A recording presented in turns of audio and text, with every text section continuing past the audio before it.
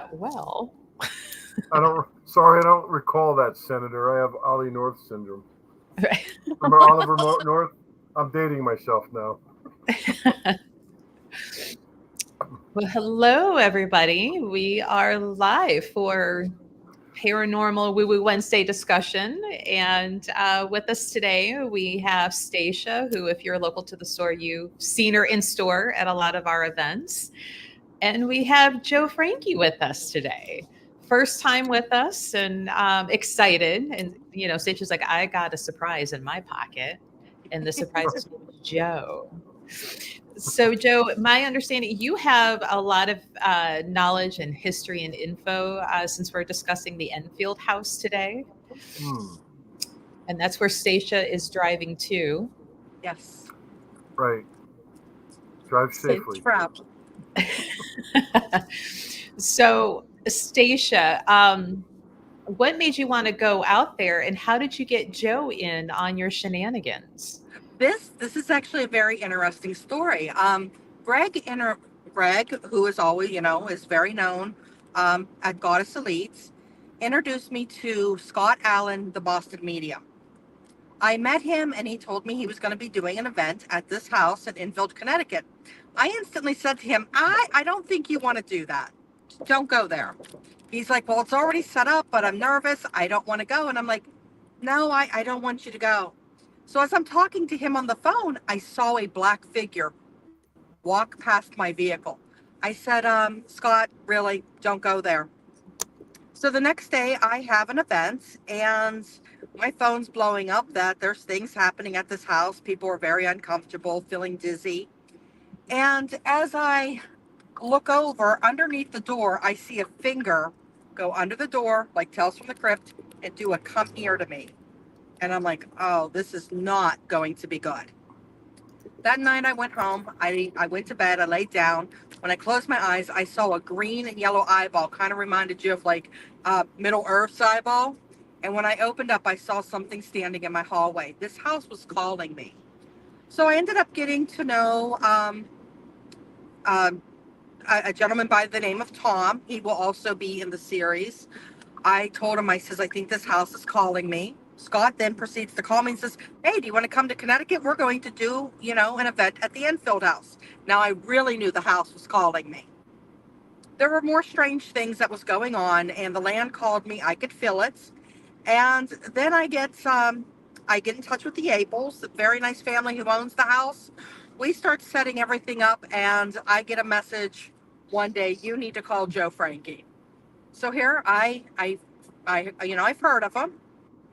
Found out, a little bit more from Scott, and I gave him a call, and well, before you know it, him and I are completely producing a whole docu-series on the Enfield house, and, have become really good friends. This man is very knowledgeable in this house. The experiences are through the roof, and the house is equivalent to the Conjuring in the Amityville house. And did we lose Joe?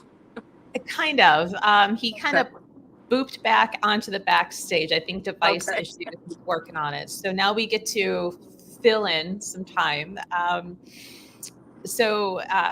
It's a pretty well-known house, right? It's been featured on Discovery, the History Channel, for all of the shenanigans, haunted happenings that have happened with the house.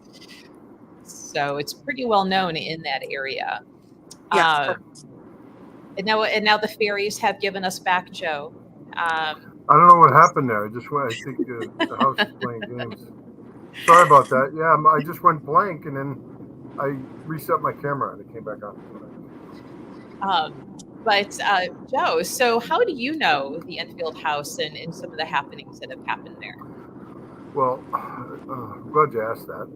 Well, I got called in by the family in 2007. This case goes way back for me. I've known the Abels, who are wonderful people, wonderful family. They've got, beautiful twin daughters that are almost 18 years old now. And when I got involved with the case, they were 1. They were just babies. Now, I have twin daughters myself, so any case that comes along where there's children involved, I usually get involved right away. So I was contacted. I forget how I was contacted. I think it was through a friend that had heard about the plight. And I went out there. Obviously, we interviewed the family, my friend and I, and they would tell us about all this stuff that was going on, starting with when they first moved in before the girls were born. Elka was very, very pregnant, and she said she was pushed down the front steps of the house, right down into the sidewalk. She said it was unmistakable, like she felt a hand push her. And thank God her and the babies were okay, because again, like I said, she was 9 months pregnant at the time. And so then they would see dark shadows. They would smell very bad smells. They would hear growling, which later on I heard myself. Growling, scratching noises, all kinds of poltergeist activity would happen. Objects would levitate and move. Matter of fact, I was sitting at the kitchen table one day and a couple of pencils went flying by my face. So I knew it was the real deal. And this is a little bit, I'll move ahead a little bit, but what frustrates me today is the people out there that are claiming the house is fraudulent, and it's not. I stake my reputation on it, and I've been doing this 40 years. The house isn't fraudulent. What we dealt with back 17 years ago, I believe we were able to eradicate. However, as Stacia had mentioned, we believe something's tied to the land. There's a lot going on there. It's not just that one entity that we dealt with. And I have this thing on film. I have video evidence of it that I show when I lecture. And I've been lecturing about this case ever since. And the reason I do these lectures are to educate not only the general public, but hopefully the would-be up-and-coming investigators that that share the same passion that I do and that the Warrens did. I was a student of Ed and Lorraine Warrens. I met them when I was 18 years old, so a couple of years ago. They were terrified. The family didn't know what to make of this. They've never had anything like this happen. So, ironically, Jay would call me in the middle of the night sometimes and say this that happened or that happened. And, I'm about 40 minutes away, in southern Connecticut area. And I would drive up there and calm them down and try to make them feel at ease. And nothing would happen usually when I was there until, the incident with the pencils. So there was a long period. It's almost like whatever was there was hiding from me because it knew who I was. I knew this thing was demonic. And it has the wisdom of the ages. It certainly knew who I was and why I was there. So it would hide from me. My friend John Zaffis, who is pretty well known, you probably know who John is. Mm-hmm. John and I have been friends for 40 years because he's Ed and Lorraine's nephew. And John was actually at the house about 10 years ago, preparing for the filming of his show, The Haunted Collector. And John even had personal experiences in the basement. People would see things in the basement like glowing eyes, and they would hear their voices. They'd hear their names being called, only to turn around and no one would be there. And even John said he thought he was kind of in the back crawl space of the house, and he kept hearing his name called. So he comes out of this crawl space, and he's like, "Who's calling me?" And they're like, "We weren't calling you. No one was calling." So this would happen to many people. So we got involved. I worked the case for 3.5 years, from 2007 to 2010.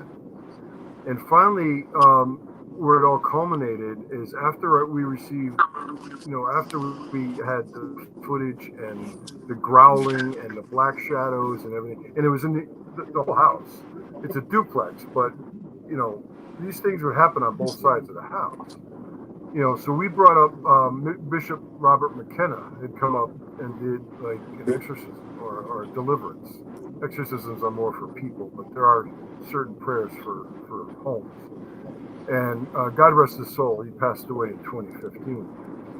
But after that, everything seemed to quiet down for a little while. And I kind of lost touch with the family for a few years. And then recently, within the last year, the family called me back and said they were still having issues or having additional issues. And they thought to call me first. I'm like, yeah, I'll come up, So we kind of reconnected after a number of years. And I'm like, wow, the girls were 1 and now they're almost 18. I'm like, I'm getting old, But the thing, a lot of stuff would happen. They can't keep a renter on the other side of the house. One side of the house, obviously, is where the family's residence is. But the other side of the home, even back in the beginning, Jay would have guys working. I think he had a plumber out there working on the plumbing at one point before they were renting it. And the guy left in a rush, left all his tools behind. And Jay finally got a hold of him. He's like, and the guy's like, keep them. I'm never coming back to that house. Never really explained what he heard or saw, but something scared the bejesus out of this guy. So Jay's like, well, I'll have to do it myself. And Jay would go over there and be working on electrical or plumbing, and his tools would go missing. They would almost like they would apport, and they would disappear. And then he's going around saying to Elko, why did you take my hammer? Why did you take my drill? And she's like, are you crazy? I didn't touch your stuff. Now, this has happened to me personally, too, on other cases and even in my own home. But, they finally would get a renter, and the person would leave after a week or two. They would just one person left in the middle of the night, left all their clothes behind. They were just, something terrified these people, to the fact that they don't even want to talk about it. Jay said he had an old friend, I think an ex-Marine buddy, big guy, nothing scares you. The guy saw something in the basement that terrified him, and he would never go back down there. So all kinds of stuff. I mean, I could stay for hours telling you about a lot of the stuff that went on there. So what happened was one night, the family asked us to come up, and the epicenter of the activity seemed to be around the children. The girls were only a year at the time, maybe a year and a half. And so we set up a static camera in the room facing the two cribs. And one of my investigators was there just taking pictures, but I told her not to wander off on her own. Well, what did she do? She wandered off on her own. She goes upstairs and she's just taking photographs. You see the snap go off, the flash, and all of a sudden you hear this crash, bang, scream. She was picked up off of her feet and thrown about 12 feet into the wall by an unseen force. Now, Casper the Friendly Ghost can't do that. Doesn't have that kind of power. This was certainly something that was inhuman.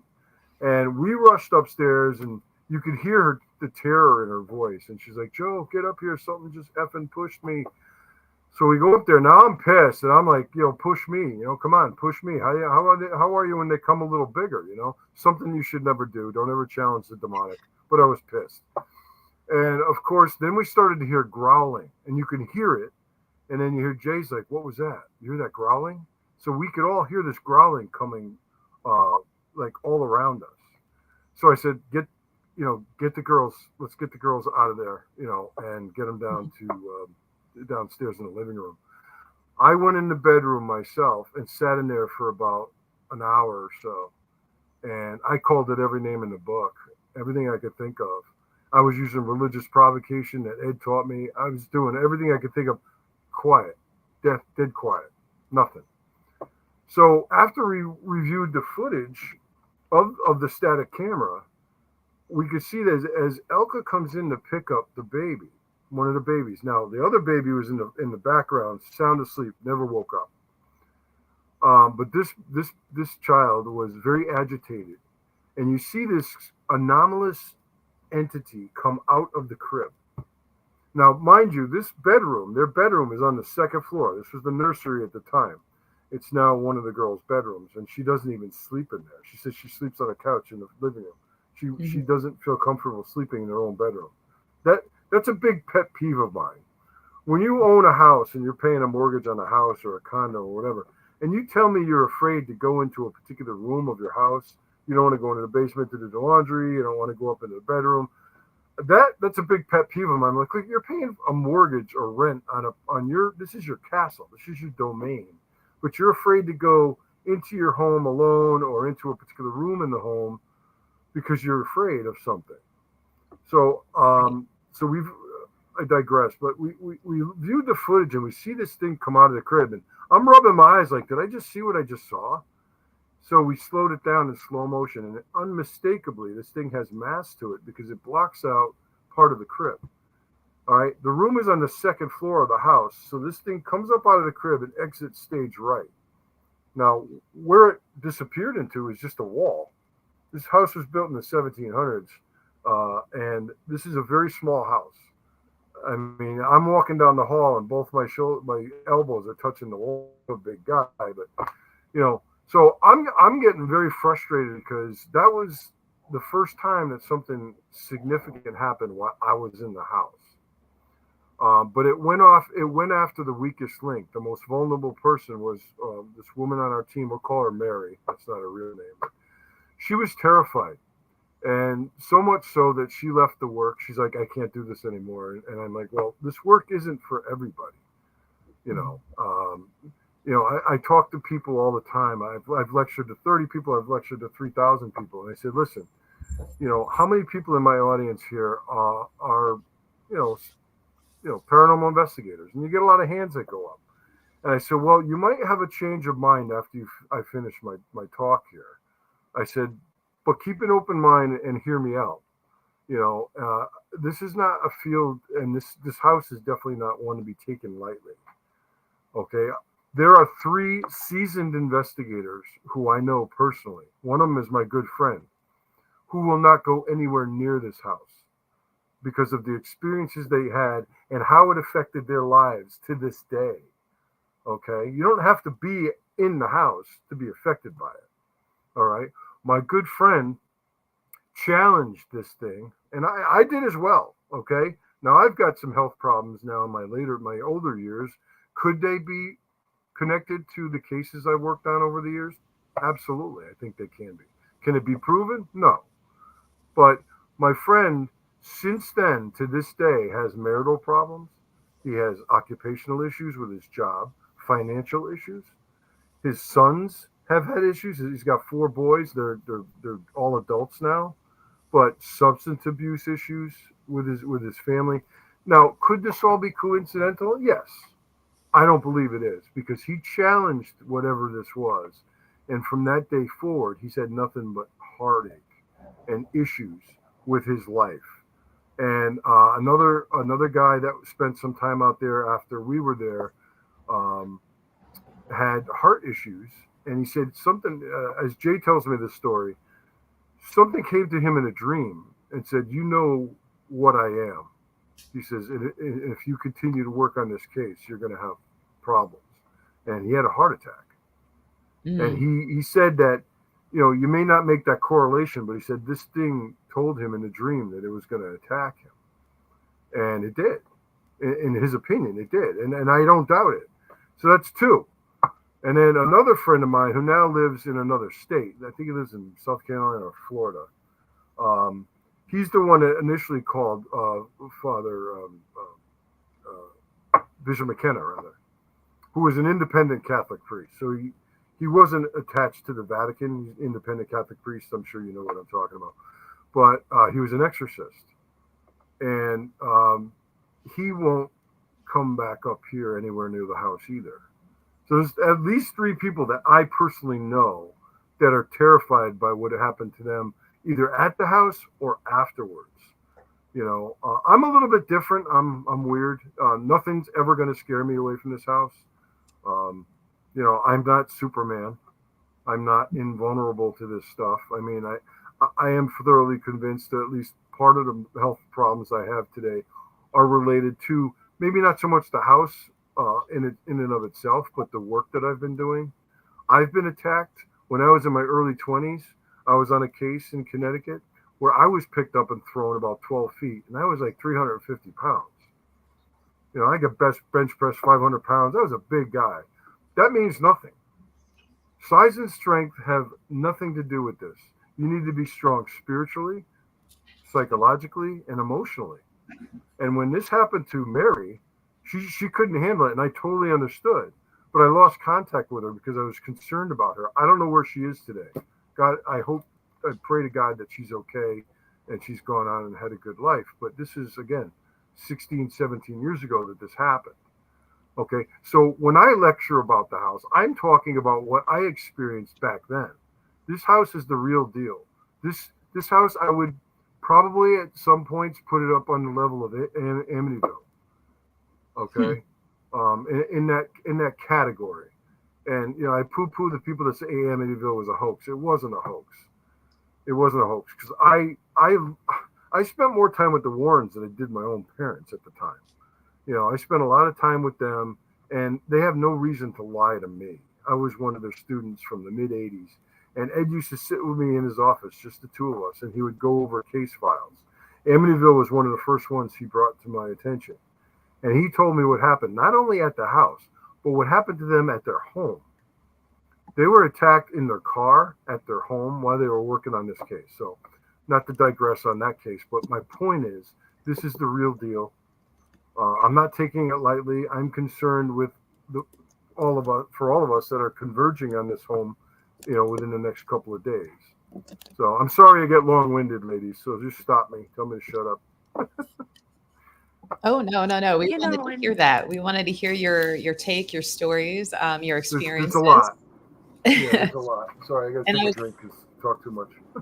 Now, I know you mentioned people, have had experiences before even getting to the house. And I know, Stacia, you were kind of starting to tell me pretty briefly some of the things that you've already started experiencing before you even got into the car this morning to head that way.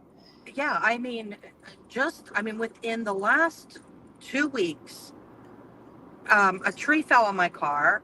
My husband, all five transmission lines went out at once. I had to go to the doctor's yesterday. My heart rate was all over the place, anywhere from 44 beats a minute to 163. It's just been one thing after another. And, I think there's multiple things at this house. I do think that the energy that was once there, Joe got rid of. There's a lot of tragedy that was in this house, from murders to suicides. And everybody will find out the whole story of, all the tragedy that went on with the docuseries. But there's something there with the land too. And that's what I think was calling me.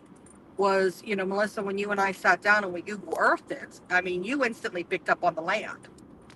Mm-hmm. And you were talking about the tree and everything else, and there's something there was something standing in my house, there was something standing in my trees that I heard wake up. It was 3 o'clock in the morning, and I kind of like got my bearing, and I looked out and I could see this huge thing standing in the trees. And with that, I started making phone calls. I could feel it was the house.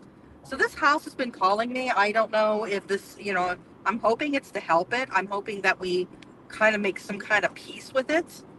I don't know. Maybe it wants to take me up there and smack me around. I have no clue. This might be. I won't let that happen. Well, thank you. I appreciate it. I'm not going to tell you that, I was very honored to have, to be able to have this experience, but there's also a lump in my throat as I'm driving to this house going, what am I getting myself into? Mm-hmm. I mean, right now, as much as I've planned this out, and I've sat with you and I've sat with Joe, and we have this thing planned out, it's that itinerary is just on paper. This house is pretty much, calling the shots. Well, Stacia, you've been very smart about this. Where people have made mistakes is, now I know over the years, and when I was, after I had left in 2010, I know over the years that Jay has invited in and are allowed in and I say so-called investigators. And I'm not trying to, I'll never name names or anything, but people that think that this is all fun and games, and I just call them thrill seekers. Some of these YouTubers out there and stuff that they don't really understand what they're getting themselves into. Okay, and many of these people would come in and something would happen and literally go running from the house because they're in way over their head, And I certainly don't know everything, never profess to know everything, but you have to respect the power of these things. People go in there and think, I want to get something on film or on audio, something that I could throw up on my YouTube channel for a bunch of likes and stuff. I don't have a YouTube channel. I got a face for radio. I don't I don't have a YouTube channel. I just want to help the family and bring them some peace. And we as a team here collectively all feel the same way. I'm serious as a heart attack, no pun intended, about this case. And something brought me back into it. I thoroughly believe I was meant to be brought back into it, but Um, as I said earlier, many of the people that were involved and helped me, I had a lot of great people, they won't go near the place. Some of them aren't even in the work anymore, you know. So I just want people to understand, people that are listening or may see this later, this is the real deal. It's a serious case. It's very dangerous. All right, I'm not taking it lightly. I've Yeah. never shied away from anything in my life. Now, I'm also smart enough to know that if my health isn't 100%, then I might need to stay away myself. You know, but I'm feeling pretty good, so I'll be there. That's, I take all these cases very, serious. I mean, I saw my doctor yesterday. I got a checkup. When it was all Sorry. said and done, my heart rate's good, my blood pressure's good. Um, I this has been a lot of work. I mean, I have done so much research. I have, I think, probably one of the most gifted teams out there. We're, we're not doing this as a hobby. These are truly gifted clairvoyant mediums, healers, shamans. I've been in touch with the Mohegans. Now, I wanted them to come down. This is their ceremonies, but I've been in contact and they're helping me on the back end. And there's so many things that we have put in place. This is all Joe and I have been doing, is working on it, just nonstop, getting all the pieces. This is probably one of the best teams as a complete whole, as a group, I think, to go into one of these projects. And, like I said, I'm very, very blessed to have all of us together. But, I'm still worried. I'm going to pray. I'm going to be optimistic, but I'm also going to be spending the night every night in that house for a week. So I'm going to get the full effect of this house. You're living dangerously there, Stacia. I know. But you wouldn't do it I'm any other looking to way. get I'm looking to get a few more grays. I personally, I'm not scared easily. And so part of me, I'm like, man, wish I could be up there, but home life here and work, like there's no way. But so going over how you two, before even going up there, you guys have experienced things. Do you think that just this live and anybody listening and watching would be affected by the energies of the house? And I ask this because Richie says, as soon as I turned on this live, I started getting nauseous. Yeah, no, I absolutely believe it. I mean, I was talking to Scott the first day I met him. I'm now seeing things walk by. Things are standing in my hall, fingers underneath the door, going, come here. I mean, it was the most bizarre stuff. And I see bizarre stuff. But yes, I mean, anybody who is going to watch us can be affected by it, especially anybody that's sensitive. This house is some kind of hot point. And I'm not sure what it is yet. But I'm really going to try to find out. But yeah, I'm not surprised he's nauseous. Yes, Yeah, they can be affected by it. anyone that's got the gifts that you ladies have, I've just been talking about the case in lectures, and I've had people say get up and they say, I'm sorry, I'm feeling ill. I've actually had people now. Could be a coincidence, yeah, but I've noticed Richie's question here about a creek. This house is literally a couple hundred yards from the Connecticut River, so there is a huge water body there. Yes, to answer that question, which I'm sure has something to do with it. This house is, I'm told it was built in 1771. However, we're really trying to find records beyond 1846. That's when the first owner took over. I think the first owner moved in. Jay knows the history much better than I do, but we found some records that it was somewhere where it was built in 1771. So this house could be, what's that, 253 years old.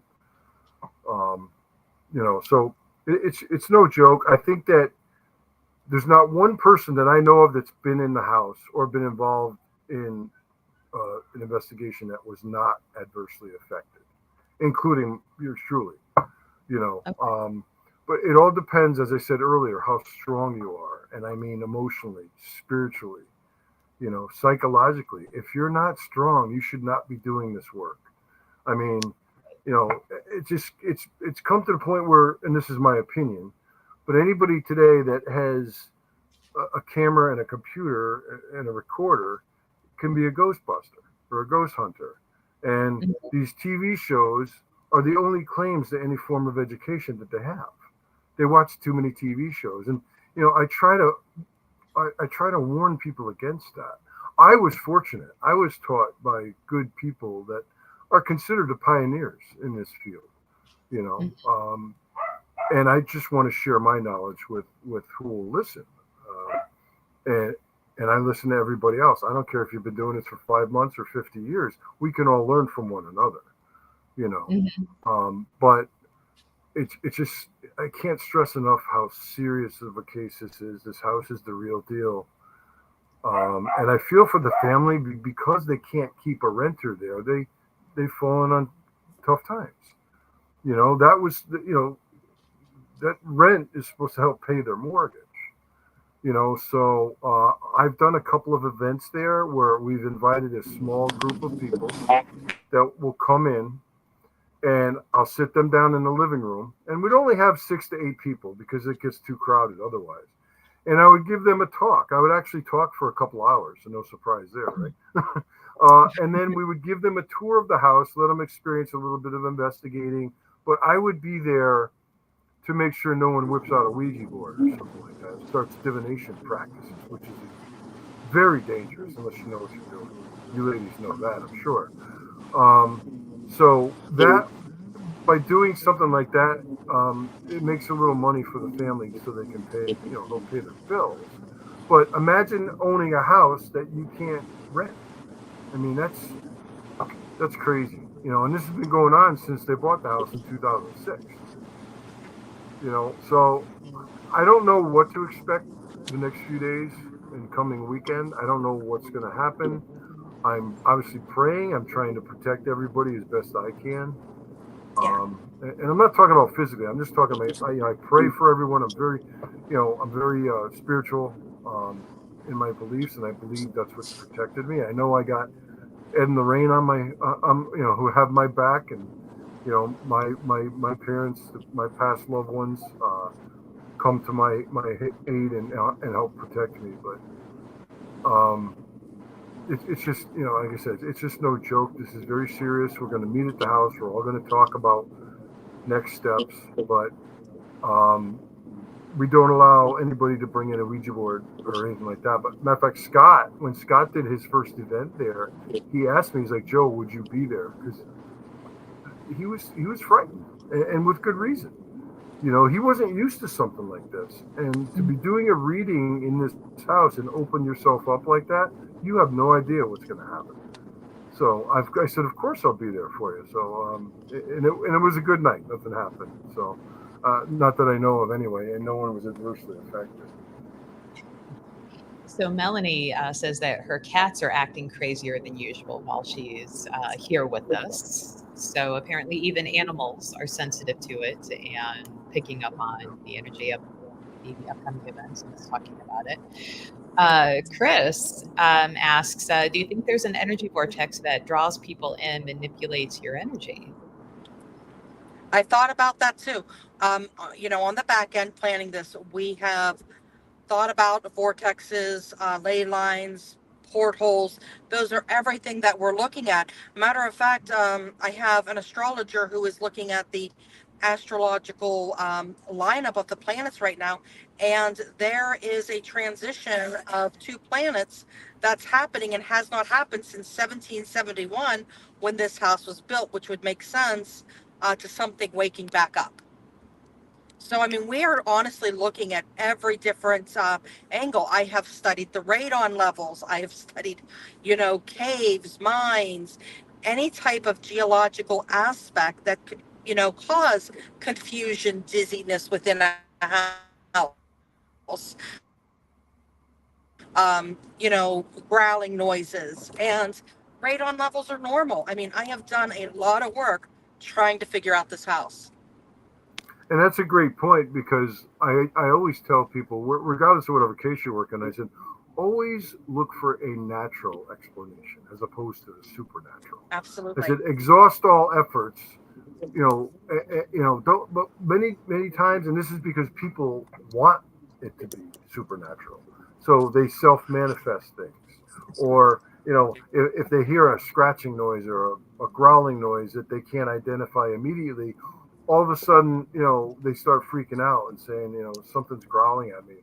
Matter of fact, when I gave a talk back in May at the house, there was a woman that said she heard some growling. This is even before I started talking about the house. She said she heard this growling about 3 or 4 times to her left, but she thought that it was coming from outside, so she didn't really pay much attention to it. Well, the house was buttoned up. I mean, the windows were all closed and everything, so she was adamant that she heard growling. I didn't hear it, but you don't know. Then another gentleman, his name is Rick, and I've known him for 30-something years. Rick came downstairs. His eyes were like deer in headlights. He's like, Joe, I heard my name, Richard, being called a couple of times upstairs.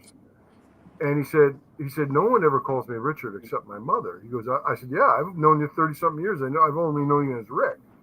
And Rick is a very seasoned investigator as well. So, my point is, regular people and investigators alike are having personal experiences in the house. Nothing bad, nothing, no one had any left with any attachments. I mean, my belief is, unless you conjure, unless you by your own free will invite these things into your life, they're not gonna attach to you. They can't. They have to be either consciously, like Ouija board, or unconsciously be let in. So someone I was working on a case last night. I was on a Zoom call where this gentleman had a stroke, and 2 years ago, and ever since he had that stroke, things have picked up. They've had activity in the house, like poltergeist activity, and he's nonverbal now, so it's hard for him to communicate, and he's got marks on his body, bruises and scratches that he can't identify where the source. Well, after doing a little digging and on this call for an hour and a half, come to find out that the gentleman's brother was an addict and died of an overdose. And the father was the local minister. And then when the father passed away, the gentleman that had the stroke took over the ministry duties. And now the guy wants nothing to do with God. He wants nothing to do with the church anymore. And I'm like, think about it. If there's something negative affecting him, it's turning him away from God. And he's been, he's been really into his faith his entire life. So there's a lot going on here. Like I said, it was only an hour and a half I was on the call, so I'm still getting all the information. But this is the kind of stuff we deal with. And, it's not to be taken lightly. And for ABC Paranormal to come in with their mystery machine and full of equipment, you guys, you're not prepared for what you may see or hear or feel. And if you start dabbling in something that you don't understand, yes, now you could leave with some attachments. Okay? And it's not like, and people, I've had people call me, email me, Joe, I need you to come over and get rid of this. I said, you don't understand. I said, I don't have a proton pack. I can't come over there with the ecto chamber and suck this thing up. I said, that's Hollywood. That's the movies. I said, I'm not going to get rid of it, but I'm going to have your back and I'm going to help you get rid of it, because this is your house. This is your family. This is your life. You need to take it back. I said, when you're at your most when you're the most scared point and you're ready to give up, I said, that's when you got to dig your heels in the sand and say, F you, this is my house. Okay. And you got to fight. I said, I will help you. I will guide you. I will, but I can't do it for you, and people don't understand that. They just think, oh, well, I'll just call Joe or somebody like me and they'll come take it out of here. It doesn't work that way. I've had cases where I couldn't help them. In fact, Ed Warren used to say about Amityville, he's like, you should just lock the door, throw away the key. He says, some people, some houses, you can't help, or nothing you can do can help them, because they don't really want to help themselves. How many That's people it. have come to you for advice? You give them the best advice you can, and they don't follow it. Mm-hmm. You know? Or I have another case in Oklahoma I'm working on. This woman thinks she's possessed. And I do believe she has an attachment. But everything we tell her to do, she doesn't do. I said, well, you know, I don't charge a dime to help people.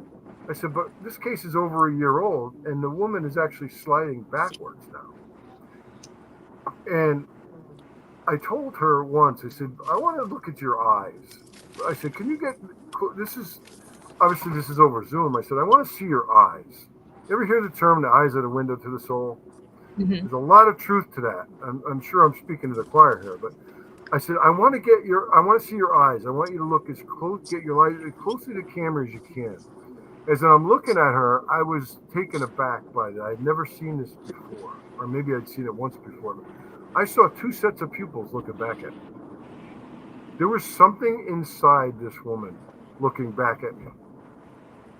Now, people may find that very fantastic and hard to believe, but I'm here to tell you, on my reputation, I'm very concerned about this woman.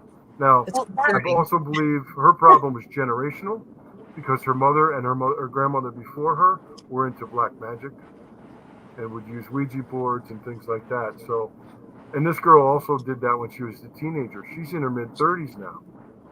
These things know no time or distance. They're not physical beings. You know, And you could be playing with the Ouija board as a teenager and 20 years later start having issues, but you're never going to make the correlation.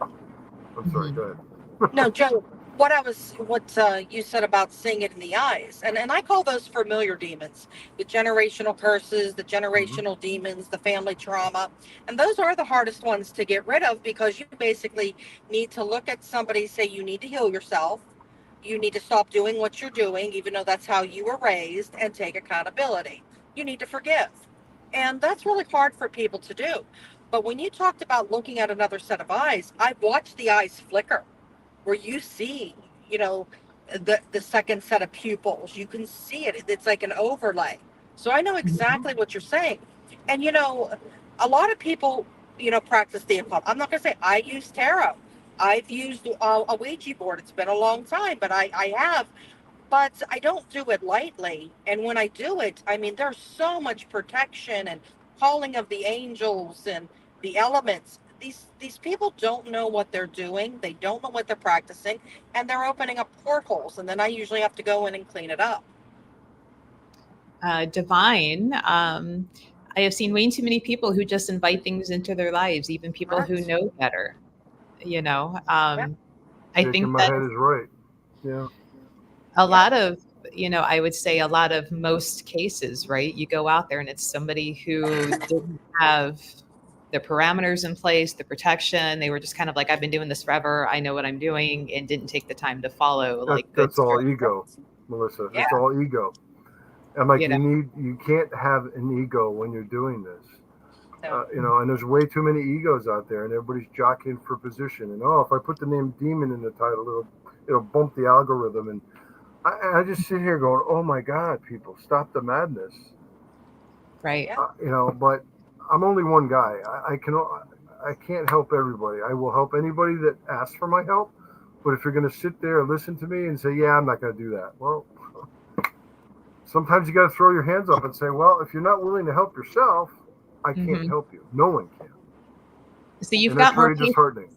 Because I would have washed my hands of your Oklahoma client probably 6 months in, after the third or fourth time of refusal. And I'm like, I have better things to do in my time. So you have way more patience, and I tip my hat to you on that. Well, I appreciate it. I have lost patience at times, but here, I'll tell you real quick about one thing. This woman was brought to the church, and the priest was willing to help her. Obviously, her faith was, she was Catholic, and the priest said, you need to get right with God. You need to work on your relationship with the church and with God. And she said, I can't. It won't let me near the church. I'm like, that's BS. She was coming up with every excuse possible not to do the things that not only I and our team was asking her to do in the foundation, but the church. Now, they did try, from what I understand, I wasn't there, but before the case came to us, meaning the foundation, They tried a deliverance. All right. It wasn't an exorcism. Oh, the fairies stole him again. Did we lose Joe? We did. The fairies took Joe. The fairies keep snatching No, him. but Melissa, you're right, because I have been on cases where after 3, 4 times, if you're not doing what I say, I walk away. And there are times I do things for free, and when they're not listening, I say to them, next house calls a charge. Let me tell you, they change their tune real quick when they have to start paying up. Yeah. Yeah. Hi, Joe. The fairies Welcome brought you back. I don't know what's happening. I'm not touching anything. It's weird. I do hear that Mercury, isn't mercury in the microwave drinking Gatorade? Like if you get into all of that. Yes. Yes. Astrology is like one of the things under the woo-woo umbrella that I'm like, stuff goes wrong all year. Okay. But now, Joe, you were saying like she was coming up with every excuse not to do, the homework that your team was giving her, the church was giving her. She was just pretty much refusing, and then we lost you. So I don't know if you remember what that was. So she went. They brought her in for this session in the church, and they brought in, from what they're telling me, they brought in a gentleman, like a security guard, big guy, real big guy, to try to hold her and protect her and the priest. And they said the witnesses all said this guy was thrown across the room. She had the strength. Well, she didn't have the strength. It had the strength. When I used to, work on a few exorcisms with Bishop McKenna, I remember he would have a meeting with us. And us, meaning me and the other folks that were there to help, assist. Only assist. I mean, deliverance prayers can be prayed by anybody because we're praying for the individual. But no one but the exorcist should address the demon. Nobody. But anyway, so he would have a meeting with us. He says, don't look at it. He wouldn't say her or him. He would say it. Don't look at it. This thing starts to manifest. It looks at you. It says something to you. Whatever. Don't acknowledge it, because even by looking at it and looking in the eyes, he says, now you're establishing a relationship. Okay. And very, very scary stuff to be, it's not like Linda Blair with the head spinning around the pea soup. No, most exorcisms are very calm at first, and the eyes will roll back, and, their eyes will turn into like serpent's eyes, and they'll turn green. It's very scary, and levitation is extremely rare. However, it's happened on occasion. But for the people out there that might be into paranormal investigating, I mean, I don't begrudge anybody of that. Just be careful. If you're gonna, the first thing I ever did was we went out to cemeteries and took photographs. Not at night, but during the day. And Ed was teaching us, what film to use, what kind of cameras. Back then we had Polaroids, if you remember those. I think they're making a comeback actually. But, and this is long before digital technology and long before the internet. The internet didn't come around to the mid 90s, but people, I tell people, if you're going to do that, seek the proper permission. So if you're going to go in after dusk, every cemetery I know of closes at dusk. I said, contact the cemetery, or at the very least call the police department and say, do you mind? I'm going to go in here, take some photos. Here's my car, make and model. Here's my license plate number. Most of the time they're going to tell you no anyway. But, to sneak into old buildings that are run down, or old hospitals, or old schools, or insane asylums, expecting to find something. Of course you're going to find something, because the mind is very powerful. I've seen some of these shows where within the first 5 minutes of setting foot in the building, they got more evidence than I've gotten in 30 years. And I'm like, I just sit here with my head in my hand going, this is just not real, But on occasion, if one of those folks does bump into something that may be real, now you're in trouble, because you asked for it, and now you can't just turn it on and off like a light switch. If you get an attachment, they're not very easy to get rid of, as you know. and they're not going to be able to do it on their own. They're going to need help, and that's why we're here, I guess. But it's Yeah. it's very gratifying work. I don't charge ever to help people. I never Mhm. have. Um, you know, I tell my folks, I said, listen, you'll give everything of yourself, your time, blood, sweat, and tears. I said, but when you can look at the eyes of a person or in the eyes of a family that you've helped and were successful, what you get back is immeasurable. You can't put that into dollars. All right. But unfortunately, times have changed in the last 30 to 40, 50 years.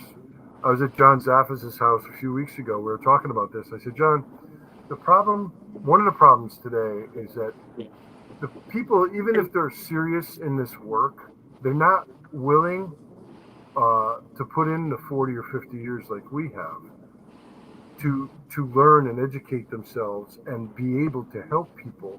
They just want instant fame and notoriety, and that's all ego. And if you've got an ego like that, you have no business being in this work because it's not going to end up good for you. It's always going to turn out bad, you know. Mhm. So sorry, I'm always got my teacher's hat on. I just want to tell people to take this seriously and protect yourself. And if you need help, ask for it. You know, don't have so much of an ego that you're like, oh, I know what I'm doing. I don't need help. Everybody needs help. I need help. That's why I have Stacia and her team too. So no one has got I don't have a big S on front of my shirt. I don't fly around the world hunting criminals. I'm not Superman. Wonder For all Woman, of maybe. for all of our friends joining in kind of late, we are discussing the Enfield house up in Connecticut. It's been featured on Animal Planet. I believe it was Discovery, maybe even History. Been known or referred to as the Demon House. And Stacia and crew working on putting together like a docu-series. So this is kind of a sneak peek. You see Stacia in the car because she is literally driving there as we speak. And Joe, I think you said like 40 minutes away, so you're kind of in Yeah, I'm that area. about 35, 40 minutes. I'm trying to time it so when Stacia gets there, we get there about the same time. Cool deal.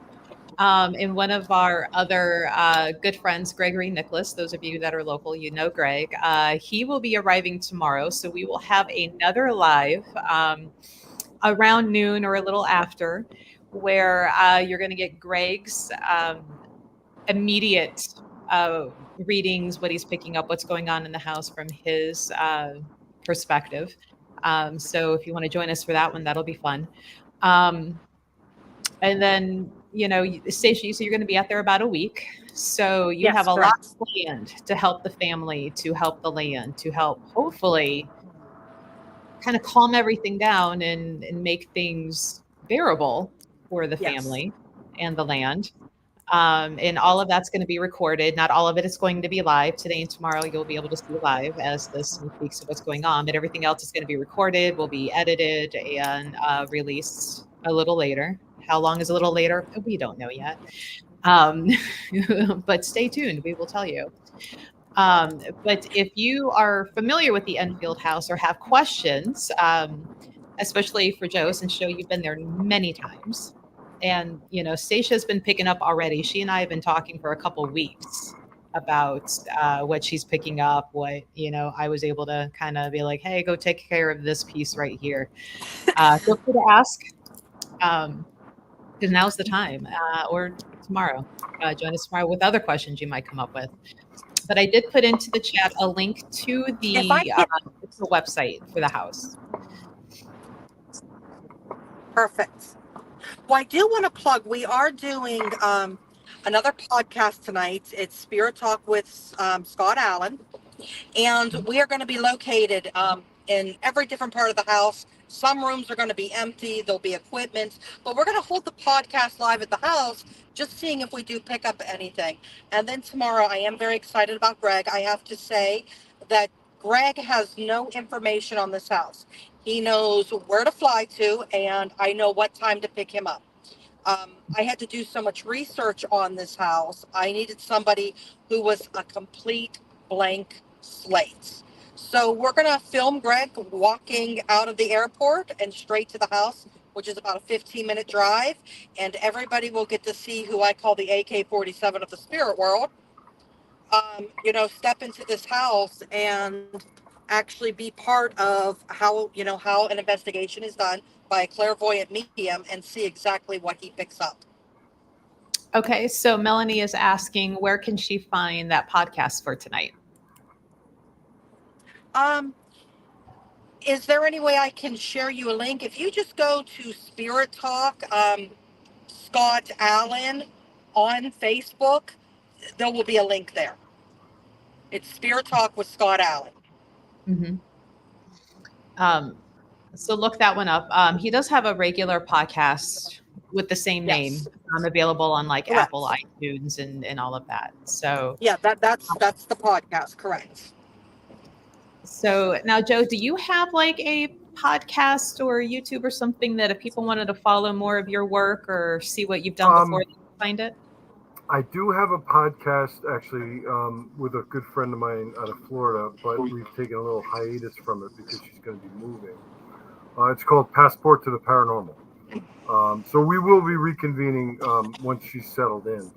I'm actually on another podcast tonight. I have to apologize to my colleagues because I forgot about it. It was scheduled some time ago, but it's after our podcast, so it's not going to interfere.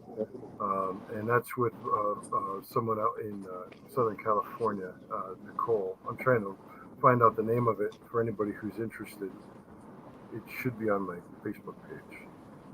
But no, I don't have a YouTube channel. I have a TikTok run by my daughter, but I'm not the kind of person that likes to film himself. So my daughter makes up some content for me.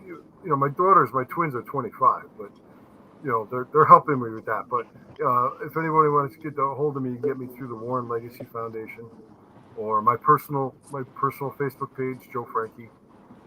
Mm-hmm. My email, if anyone would like it, is jfranke, FRANKE, @warrenlegacy.com. And we also have a Facebook page for the Legacy Foundation as well. Facebook page, website. I'll make sure that's up on my Facebook page if anybody wants to listen in tonight to that podcast as well. I'll probably be talking about other cases as well. And I do lecture throughout the country, so if I'm in your neighborhood, please come by and say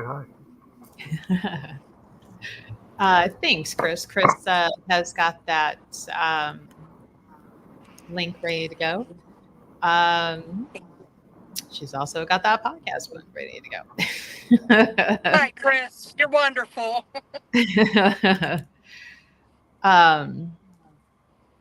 Divine, you might have to try and copy or actually type it in. Sometimes the links when they're put into chat aren't clickable, unfortunately. But yeah, if you guys have any questions about the Enfield or Stacia or Joe, how they got into what they're doing, feel free to ask. I think all the names I recognize in chat, so y'all know me, I know you. Do I know your dirty secrets? Probably. So we will keep them on the down low. Now, I know somewhere up here, Richie says that he had been called to the house since the day he first heard of it, but he's ignored that calling because of what happened at Mansfield Reformatory a few years ago. But he would like to go out there at some point and see what that house has. But hopefully after this coming week with you two on the case, that'll help maybe calm everything down and take care of it. And won't be any more call-ins going out.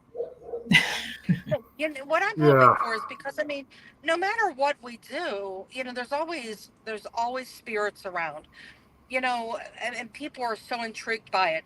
We want to stabilize this house so people can have the experience of the spirits that are in there, but not the dark stuff.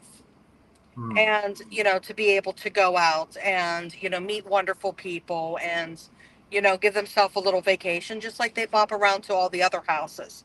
But the dark stuff we do need to get wrapped up. Now, Joe, do you know if the family, like, do they want it completely clear or just hoping for calm, Well, the tenants? I got to be honest with you. I don't know if we could ever be rid of what's there because it's not there all the time. It comes and goes. And we all believe it's tied to the land. But I believe we were very successful many years ago in getting something really evil out of there. It's certainly not to that level, at least not that I've witnessed. But yeah, the family just wants peace. I mean, I get questioned all the time from people. Why wouldn't they just move? Well, first of all, when the family first bought the house, like I said, Elka was pregnant with the girls. They poured their whole life savings into the house. They've tried to move 3 or 4 times through the years, and every time they've tried to move, something would happen of such significance that it would put a stop to it. And the family could explain that better than I can, but they have tried to And sell not the only house. that, when I spoke to, when I, well, Joe, when I talked to Jay also feels he was picked as a caretaker of the house. And there's at times he says, I'm working into the wrong hands and then somebody using this house for bad. Yeah. So there's been there's a a lot bit of of people with questionable responsibility, intentions he involved feels. too. Yeah, it's sad that there's been so many Oh, I people lost him. that now the families, they've got a heart of gold. I mean, they give you the shirt off their backs, and they've let people They in the do. home that had other intentions. Like they wanted to conjure something and get something filmed or photographs or whatever. And now they're very leery about that. And I told them, I said, look, it's your house. You can let whoever you want in, but please call me first. And if you want to have a team come up, I said, I would like to be there to make sure they behave themselves. Because this is my case. It's still an open case, and it's my case until they say it's not. But, Well, and you would be the one that they would call to if that team came in and stirred up things, made it worse. And they're going to end up calling you to try and kind of fix what they caused, right? So I get why you would say that. And that's happened in the past, and it's not going to happen again as far as as long as I can control it. And I think that's, Joe and I have talked about this. Joe, myself, John Zaffis, we all talked about this. That people do go in and stir things up. They are looking for that quick, video Sugar off, thrill high. seek, whatever it is. Yeah, and they stir things up, and then we're here trying to settle it down. I do believe that's, and I have said this to both of them. I feel that the house is calling me because we are supposed to settle something down. Yeah, I mean, the family told me they would like to have the other side, as in, where you can do investigations, but the bad stuff does need to be, settled. As of the land, this is part of it. There was a Native American tribe totally massacred and extinct on that land. So the land itself is angry. It's very, the land is very upset. So there's so many layers in place to this house that, There's a lot like I of said, there's been murder, deaths. suicides, all for one house. I was just going to say Yeah. that. Yep. A lot of deaths in and around the home. Yeah. It's So, not just the home; it's the surrounding area, the whole area. It's got such a dark history to it. hold on, my hand's going to sleep. Yeah. Stacia, Yeah. I just So, I mean, instant we're messaged gonna. you a link to that podcast if you could share it with Melissa, because I don't have Melissa's information. Oh, absolutely, I will. Yeah, so Melissa, to answer your question, they do want to be able to have people over and investigate the house, but they also want to make sure it's a safe investigation. Nobody's getting any dark attachments, but still have you be able to connect to spirits. And that gives everybody hope, especially when somebody, you lost somebody. The reason so many people grab to every bump in the night is they want to know that their loved ones are on the other side. Right. Okay, guys. Well, if you have any questions to our friends out there watching, go ahead and put them in. We will be wrapping up here in about 5-10 minutes because I know like I've got an appointment I have to get to in Cleveland by noon downtown. Yay. Hear that excitement for downtown Cleveland and traffic and parking. Um, but you'll see us back tomorrow around noon when Gray gets off the plane. So if you come up with any questions in the meantime and you've gone down that rabbit hole of the Enfield house on the internet and you've got questions, tomorrow will be a good day to ask those. I know I can stream a little longer tomorrow about that. So if you two are available, we can go as long as all of us can tomorrow. Right, Melanie, you still want me down there in Savannah, and I promise one of these days when we get down there, I want to go see that cemetery you sent me pictures of. Because I was that person that snuck into cemeteries after dark just to sit and relax. Oh, so did I. Full disclosure, so did I. Like, oh, this one's pretty. I'm hypocritical. That's when I was young and stupid. Now I'm old and stupid. Now I'm like, you want me to do what after 9 o'clock at night? No, I'm in my pajamas. I'm not going anywhere. Try me tomorrow in the AM. My walker will get caught in one of in the grass. Right, and Divine, yeah, DC's got its own whole like bag of ghosts out there. That's pretty fun. Oh, DC is intense. Right. I feel like we should get a little tour bus, a ghost hunting tour bus, and just drive around and go meet our people and go ghost hunting. I couldn't get Marianne on it, but maybe we can get Stacia on a double-decker ghost tour bus. I would do it. Now, if we could get a double-decker hearse, that would be my vibe, but that's probably not a thing. Not a thing. Well, I'm glad, Melanie, you had full permission to be there. Out here in the cornfields of Ohio, you just sneak in. You just turn all of your interior lights off of your car and drive in real slow. Right. Chris also said it was her favorite place to hang out when she was a teen. So I actually had a group of people that got caught by the police. And like, well, Joe Franke said we could come here. Oh.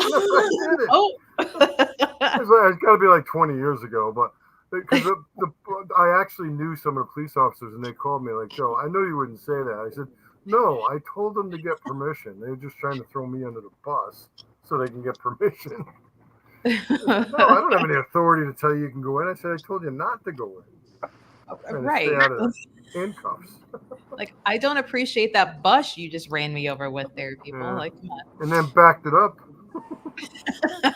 Still got the tire marks. Speed bump. Let's try that again. Oh, that speed bumping was Joe. All right, guys. Well, if either one of you have any parting info or words of wisdom about the Enfield house before we sign off, how's the time? No, let Stacia go first. Ladies first. Just send prayers and good energy our way. You took the words right out of my mouth. I was just going to say, just pray for us, pray for all involved, and for the family to bring them, hopefully maybe bring some peace. Yeah. That's all I ask. Thank you. I agree. All right, guys. Well, thanks for joining. Take a few minutes today if you can. Send our people those good vibes to help that family and the land and the house. And I'm sure the neighbors and the rest in that community, to have better times after. And join us tomorrow if you can with questions and the fun shenanigans with Greg. Too bad we can't be there in person to antagonize him a little bit, because he is fun to antagonize. Oh, absolutely. But we will see you guys tomorrow about noon and that little hand gesture, because we all know how airports are. So, but we look forward to seeing you, words are hard, tomorrow. Thanks so much for having me. I appreciate it. Thanks, guys.